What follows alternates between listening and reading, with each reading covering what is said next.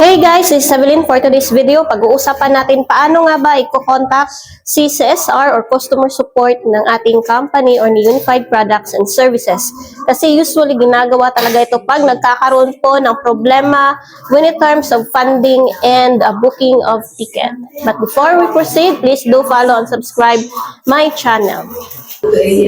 Alright, open po natin ang ating application, the mobile application, Unified Products and Services, then enter our username and our password. Then after nyan, makapag-sign in po tayo. Yan po, makikita natin ang ating account. Then, proceed po tayo nyan. Punta tayo sa customer support.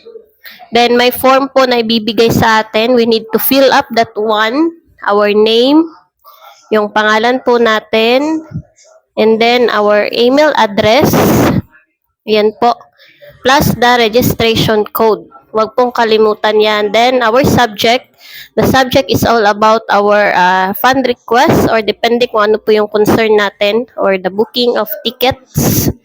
Then the description, ayan po, dapat maging magalang po tayo kasi nga po tao po yung kausap natin dito, hindi po AI.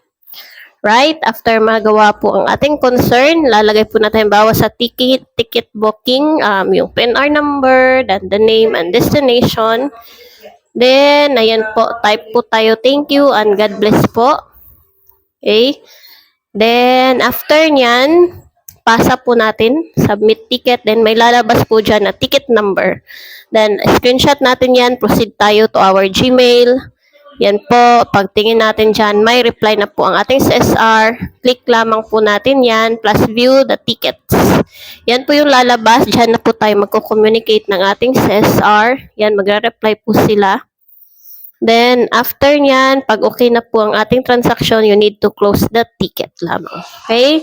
Then, concern lang po, every isang concern, isa lang ticket gagawin natin. Thank you and God bless everyone.